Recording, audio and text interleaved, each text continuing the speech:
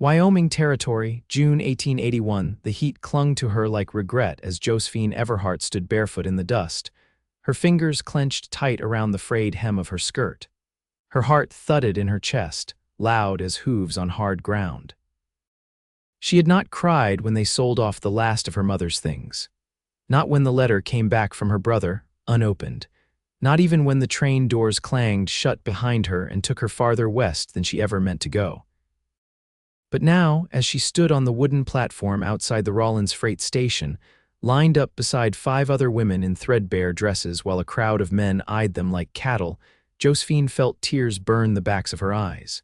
She blinked them away. She would not cry, not here, not now. The man with the ledger balled, sweating and chewing on the stub of a cigar, cleared his throat. Next, Josephine Everhart, age 23, Pennsylvania born, can read and write. No children, no known ailments, good teeth, the crowd murmured. One man near the front laughed. Josephine stared straight ahead, jaw locked. Who'll take the lady? The man barked. Bidding starts at $10. She didn't move, didn't breathe. She had answered an ad for a mail-order bride sent by a matchmaker in Cheyenne, but when she arrived, there was no groom waiting, only this. An auction, a crowd of strangers, and the sick churn in her stomach. 10, a greasy man in a brown hat shouted. 15, another called. Josephine's throat tightened. 20, her hands curled into fists. She would not go with any of them. She would run first. She would. 30. The voice was low, quiet, but the bidding stopped all the same. Heads turned. He came forward from the back of the crowd, one hand resting easy on the saddle horn of the horse beside him. Tall, broad-shouldered, tan from long days under the sun. Midnight black hair tucked under a dusty hat and eyes the color of storm clouds. Calm, steady, dangerous maybe, but not cruel. I'll take her, he said. That is if she'll come. The auctioneer looked stunned. You got the money, cowboy. The man reached into his saddlebag and laid down $30 in coins. The sound of metal on wood was final. Josephine stared at him, heart pounding. He met her eyes. Name's Oran Calloway. I got a ranch just north of Sweetwater River. I came here to pick up supplies. I did not expect this, she swallowed. You are not buying me. No, ma'am, Oran said. I am offering you a choice. The sun beat down, and the murmurs of the crowd faded into the hum of wind and rail. Josephine stepped off the platform. He helped her up into the saddle like she weighed nothing, then swung up behind her. The horse turned, and they rode out of Rawlins together, past wagons and dust and the wide, open sky. Neither of them spoke until the town was far behind. You really have a place? She asked quietly. Yes, anyone else there? No, just me. My wife died 4 years ago, no children. Josephine looked down at her hands. I was not supposed to end up like this. I do not think anyone plans to. They rode on in silence for a while. The land stretched wide around them, golden plains, low rolling hills, and far-off peaks touched with snow. It smelled like sage and sun. I have nothing, she said after a while. No dowry, no family, nothing. Oran's voice was quiet. You are not nothing. She turned to look at him. He met her eyes. There was no hunger there, no impatience, just truth. They reached the edge of his land by nightfall. The house was small but sturdy, built of pine logs with a porch that faced the river. Fenced pasture stretched beyond it, dotted with cattle, a barn, a chicken coop. A garden with rows already sprouting green. Oran dismounted and reached up to help her down, his hands gentle at her waist. I have a spare room, he said. You can sleep there until you decide what you want. I will not touch you unless you ask me to. Josephine blinked up at him, throat tight. Why are you being kind to me? He looked at her for a long time. Because I know what it is to lose everything. Inside, the house was clean and quiet. He lit a lantern and handed her a plate of stew, warm from the hearth. She ate in silence, her hands trembling just a little. That night she lay awake in the small spare room, staring at the ceiling. The sheets were clean. The pillow smelled faintly of pine smoke and soap. In the room next to hers, Oran moved once, then went still. Josephine breathed in the scent of the Wyoming wind coming through the open window. Her heart still thudded in her chest, but it felt different now. Not fear, not grief, something else, hope maybe. She closed her eyes and let it settle in her bones. Josephine woke to birdsong and the faint creak of saddle leather. Morning light spilled across the wooden floor, dust motes dancing in the beam like flecks of gold. Her hands were still curled beneath her cheek, the skin of her arms warm from the rising sun. For a long moment she lay still, unsure if the quiet around her was real or imagined. Then she heard him outside Oran moving with the rhythm of someone used to being alone. Calm, deliberate, she sat up, pushing the quilt aside and swung her feet to the floor. Her boots were by the door, polished to a dull shine, not hers. His, she found a basin and towel set neatly in the corner. The water was cool but clean. She washed and braided her hair back with fingers that still shook faintly from the weight of yesterday. When she stepped onto the porch, the sun had climbed halfway up the sky. Oran was near the corral, driving fence stakes with a post maul. He didn't look up when she approached, just drove the next stake in with a hard, steady blow. "If you're hungry, there's bread in the kitchen," he said. "I'll help you first." His hands stilled on the handle. He looked up at her, the brim of his hat shadowing his face. "You don't need to." "I know," she said and took a step closer. "But I want to." He studied her for a moment, then handed her a coil of wire. "Run this along the inside, I'll hammer it in." They worked without much talk, the morning warming around them. When the last post was set and the wire taut, Oran set them all aside and wiped at his brow with his sleeve.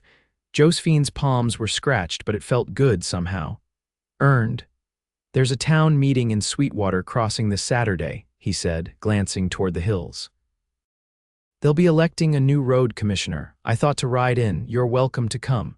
She brushed a splinter from her skirt. "I haven't been around people since I left back east, not in a way that felt free," he nodded, not pressing her. She appreciated that. Later, she brought a kettle to boil over the fire while he repaired a broken gear on his seed drill behind the barn. She watched him from the window, his sleeves rolled past the elbow, forearms streaked with grease and dust. He moved like the land itself, slow, strong, unhurried. That evening after supper they sat outside on the porch steps. The wind stirred dry grass in long, low breaths. Josephine pulled her shawl tighter around her shoulders. "Do you miss her?" she asked after a while. "Your wife." Oran was quiet for a long time. A coyote yipped somewhere far off. "Yes," he said. "She had a laugh that could startle birds from trees." Josephine tilted her head, letting the silence stretch. "Was she from here?" "Her family ranched west of Laramie. We met at a cattle drive gathering. She liked fast horses and hated wearing shoes." He let out a breath. "She died of pneumonia. Winter of '77. I'm sorry." "I am too." They sat there with the stars coming out, scattered like seeds across the sky. Josephine didn't look at him, not directly, but she felt the way his presence filled the quiet, not heavy, not pressing. Just there, like a steady fire. After a while, he stood and offered her a hand. "I'll walk you in." She hesitated, then took it. His palm was rough, warm, solid. Inside, she paused in the doorway of her room. "Thank you for letting me stay." "You don't owe me anything, Josephine, I know." But I still wanted to say it.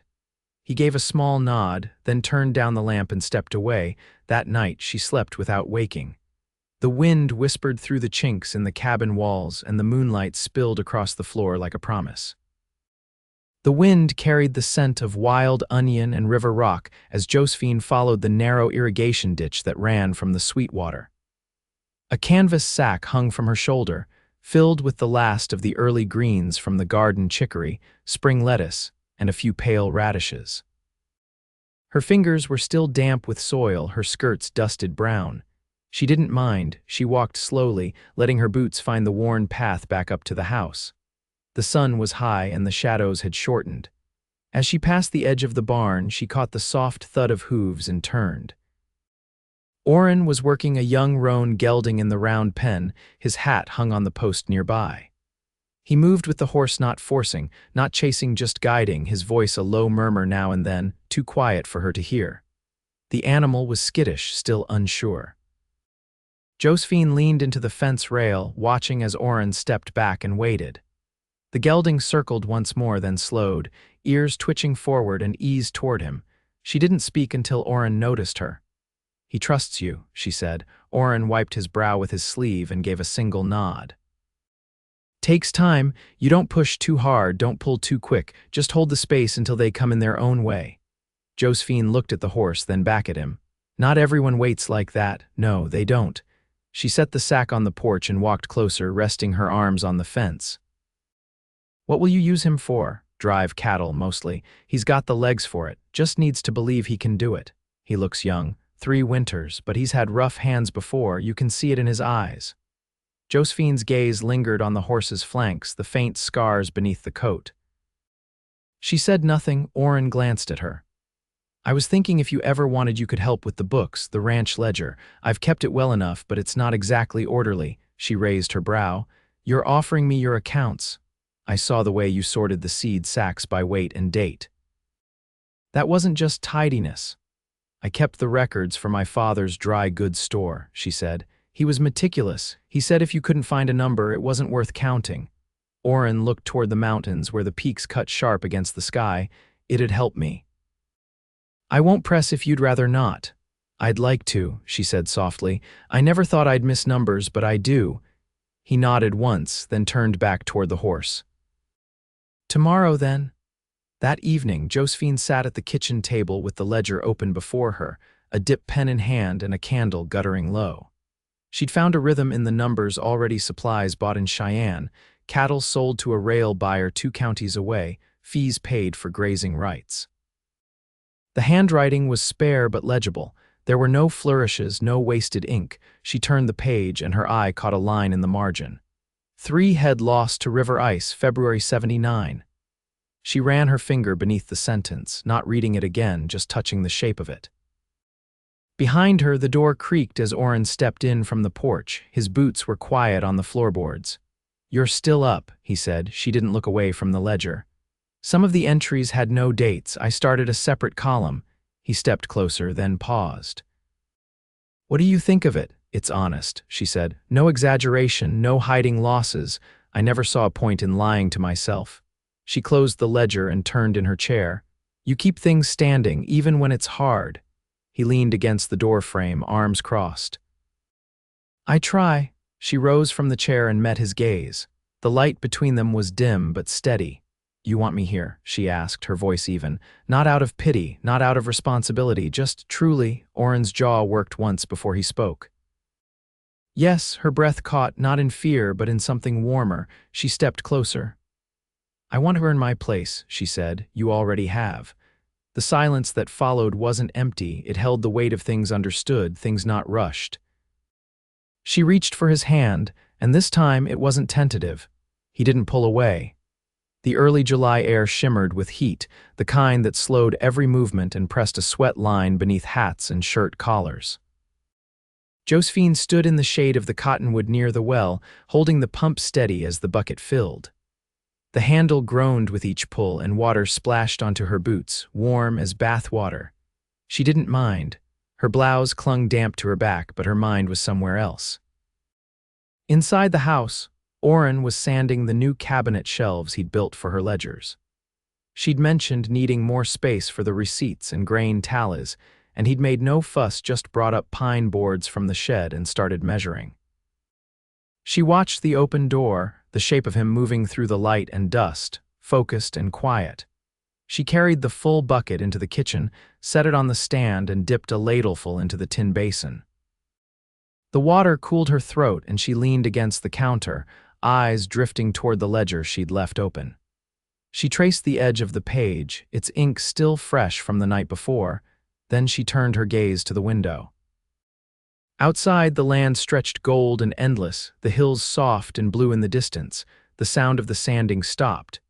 You've been thinking about something, Oran said from the doorway. Wiping his hands on a rag, she set the ladle down.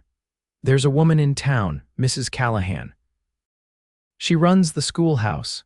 His brow lifted slightly, but he didn't interrupt. She's been asking after someone to help with the younger children since the last girl married and moved out east, just a few hours a week, reading mostly. You're thinking of going? Josephine nodded. I miss teaching. I used to tutor back home before things turned. You'd have to ride into town twice a week. I don't mind that. I can take the gray mare. Oran, she crossed her arms, uncertain. I asked you once if you truly wanted me here. I never asked myself what I wanted. He stepped into the room, slow and steady, his voice low. And now, I think I want to lay down roots. I want more than survival. He nodded once, then looked at the ceiling as if measuring something unseen. You don't owe me, you're staying. But if you choose this place, I'll make sure it grows with you, not around you. Her chest tightened. I wasn't waiting for permission, only your truth. They didn't touch, not yet, but something in the air shifted, quiet, certain. Later that week, Oran rode out with the wagon to fetch lumber from a neighboring ranch. Josephine stayed behind, working in the garden before the sun rose too high. Around midday, she rested on the porch, shelling beans into a tin bowl. The wind had picked up, carrying the scent of distant rain. A rider approached from the north trail, not fast, but with purpose. She stood, shading her eyes. As the man drew closer, she recognized him, Elijah Brandt, who managed the general store in Sweetwater Crossing. He reined in his horse and tipped his hat. Mrs. Everhart, he said. Miss, she corrected gently. He nodded. Begging your pardon, I was heading back from the McClure place and figured I'd pass a message.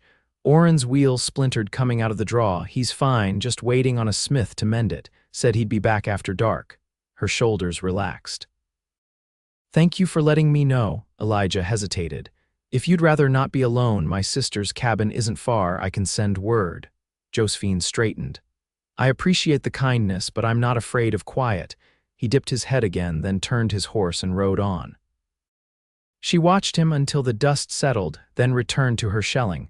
Night came slowly. The clouds rolled in thick and low, and thunder rumbled in the distance. She lit the lantern early, her hands moving with practiced ease. The cabin felt different without Oran's quiet weight inside it, but not empty. She made stew with salt pork and onions, setting a plate aside. When the storm broke, the wind howled against the shutters, and the rain came hard and fast. She sat by the hearth, reading a worn copy of Emerson's essays she'd found in a crate behind the barn. The pages smelled of earth and time. Just past midnight, hoofbeats cut through the storm. She rose and opened the door before he reached the porch. Oran stepped inside, soaked through, hat dripping. He looked at her, water trailing down his jaw. I'm sorry it took so long. She took his coat, hung it on the peg, and handed him the towel without a word. He dried his face and looked toward the table. You waited up. You said you'd come back. He didn't answer that, only crossed to the hearth where the fire crackled low. She brought him the plate and sat beside him on the bench, close enough to feel the heat from his skin. He ate in silence, then set the plate aside and turned toward her. Josephine held his gaze. I want this to be a home, not just a place we survive in. Oran reached for her hand, calloused fingers curling warm around hers. Then let's build it together. She leaned into his shoulder and he did not move away. The first frost came early that year, whitening the fence rails and turning the garden earth brittle beneath Josephine's boots. She stood at the edge of the rows, the last of the beans and squash already gathered, her breath rising in plumes before her.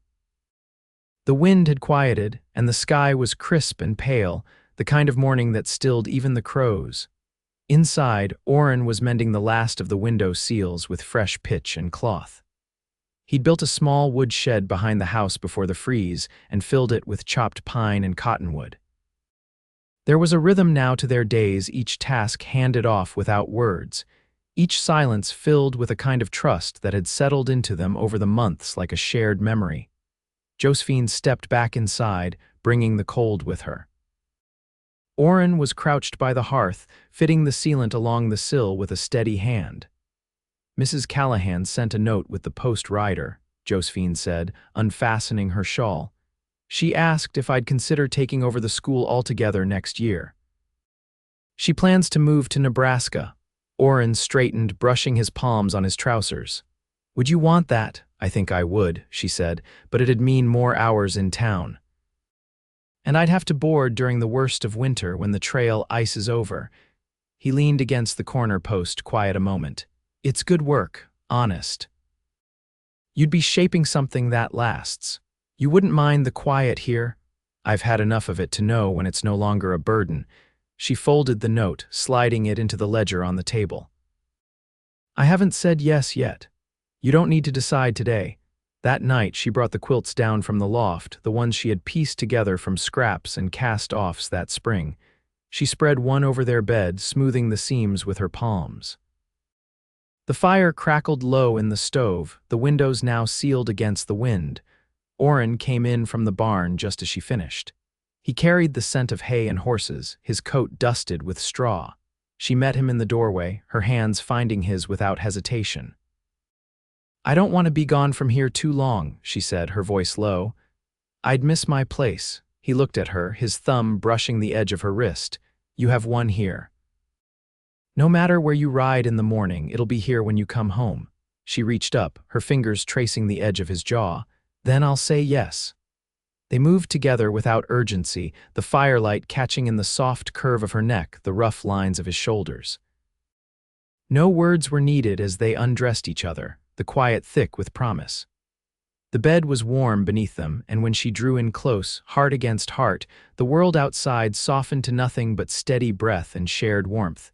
Winter settled in with the hush of falling snow. Josephine made the long ride into town twice a week, her lessons stitched with patience and firm kindness. The children took to her quickly. One of the younger boys carved her a wooden apple, and she kept it on the windowsill beside the ink jar. When the trail froze solid in late December, she stayed in town with the widow Allen, who kept a room above her shop. Oran sent her letters, not many words, just enough. One included a pressed sprig of sage from the pasture behind the barn. By February, the thaw came early, and Josephine returned to the ranch with saddle bags full of seed catalogs and worn gloves. Oran met her at the gate. He didn't speak, just took the reins and kissed her forehead, his hands firm at her waist.